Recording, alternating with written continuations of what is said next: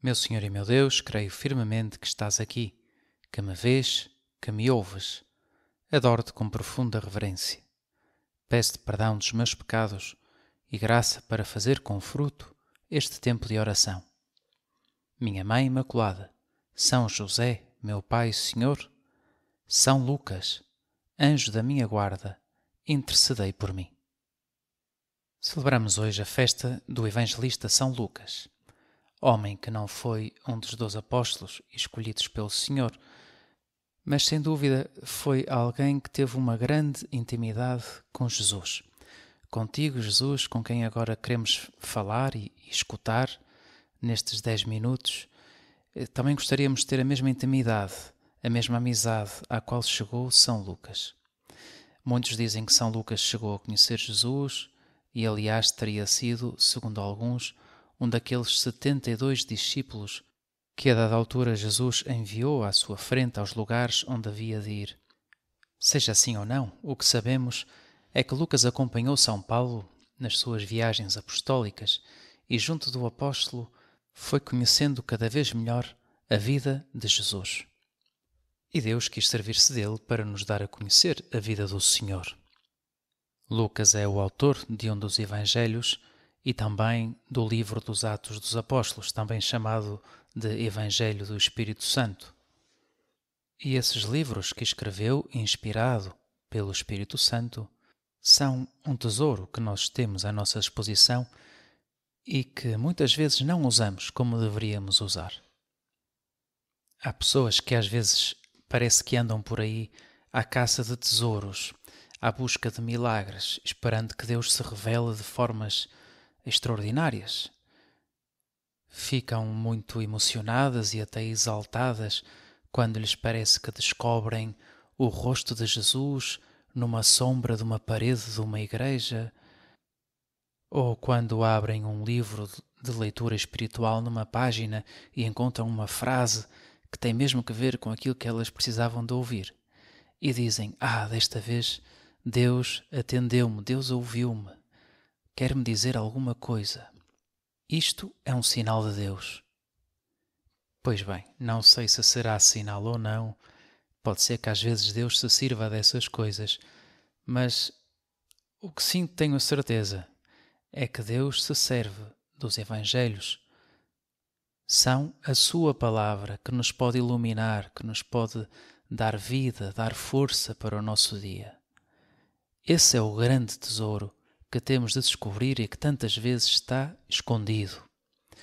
Pois Lucas foi um homem através do qual Deus nos fez chegar um desses tesouros, um desses evangelhos, uma destas descrições da boa nova da salvação.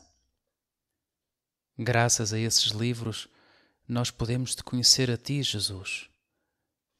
Conhecer-te na tua humanidade, conhecer-te como homem verdadeiro, com um corpo como o nosso, passando por esta terra que agora está em guerra e pela qual rezamos.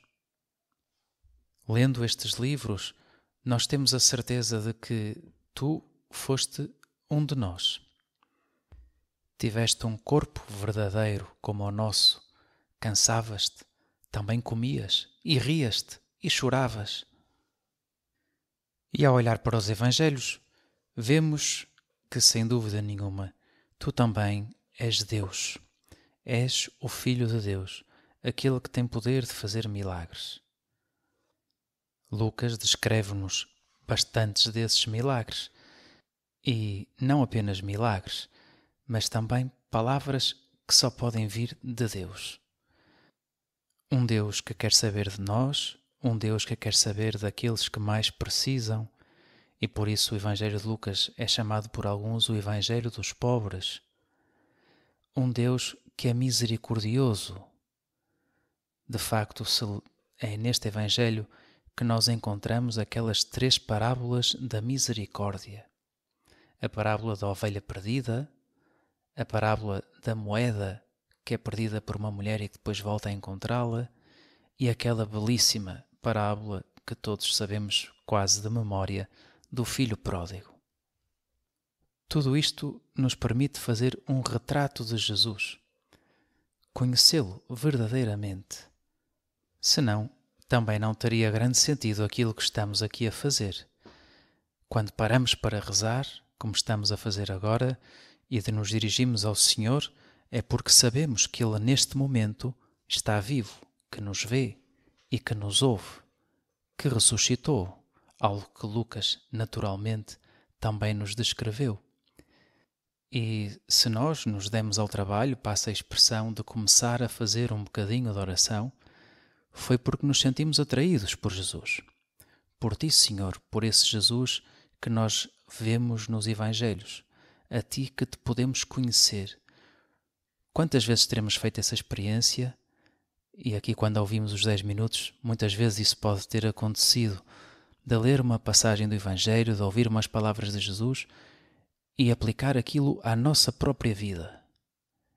Era aquilo que nós estávamos a precisar. Vemos tantas vezes que as palavras que Jesus dirige àqueles homens e àquelas mulheres de há 2000 anos, dirige-as agora a mim e a ti. A nossa amizade com o Senhor tem de ser alimentada com essa leitura constante da sua vida. Por isso é que o Papa Francisco tantas vezes nos anima a termos connosco um pequenino Evangelho. No início do seu pontificado, usava mais a expressão de levar um Evangelho no bolso, mas depois já várias vezes referiu o ter o Evangelho no telemóvel para se poder ler mais facilmente. Porquê? Para dar sorte? Não. Porque aí está um meio querido por Deus para que nós o pudéssemos conhecer, para que pudéssemos conhecer Jesus Cristo, que é o rosto da misericórdia do Pai. E repara que temos tanto que agradecer a Nosso Senhor, porque não temos apenas um Evangelho, mas 4 evangelistas que nos vão pintando o rosto de Jesus de diferentes perspectivas. Todas elas complementares, todas elas compatíveis, apesar de algumas dificuldades que às vezes temos de interpretação, mas todas elas verdadeiras, porque é um único Jesus. Hoje, nesta oração, podemos fazer esse pequenino propósito. Senhor, todos os dias quero ler um bocadinho da Tua vida, que no fundo também pode ser interpretado desta maneira. Todos os dias, quando rezo, quero falar também de Ti, e não apenas de mim, das minhas coisas, daquilo que me aflige, daquilo que não sei quê, mas quero-Te conhecer melhor a Ti, porque isso é próprio de uma amizade. Há pessoas que têm o hábito de fazer este bocadinho de leitura, acompanhado de oração, logo de manhãzinha, e assim começam o dia da melhor maneira possível. Mas cada um tem o seu ritmo, o que seria pena, porque demonstraria uma falta de amor a Deus, seria deixar isso para o final do nosso dia, se houver tempo. São Lucas, tu que tiveste tanto trabalho para escrever o Evangelho, para escrever os Atos dos Apóstolos, inspirado pelo Espírito Santo, intercede por nós, ajuda-nos a dar esta prioridade à Palavra de Deus na nossa vida. Pomos este pedido também aos pés de Nossa Senhora, a quem São Lucas tinha uma grande devoção. De facto, Lucas é também chamado o pintor de Maria. Há até uma tradição que refere que São Lucas teria pintado um ícone de Nossa Senhora muito famoso, que agora está na Basílica de Santa Maria Maior, e que o Papa vai visitar, ou melhor, vai rezar diante dessa imagem sempre que sai em viagem e regressa da cidade de Roma. Isto para alguns parece ser bastante improvável que seja o autor dessa imagem, mas é o pintor de Maria não por isso. É o pintor de Maria principalmente porque no Evangelho que escreve, descreve como ninguém Nossa Senhora. Aqueles momentos da vida de infância de Jesus, até mesmo aquilo que Nossa Senhora pensava por dentro. Maria conservava todas estas palavras, meditando-as no seu coração.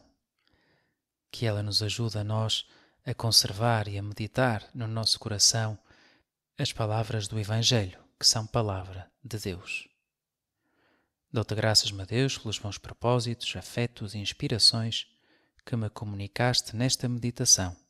Peço-te ajuda para os pôr em prática.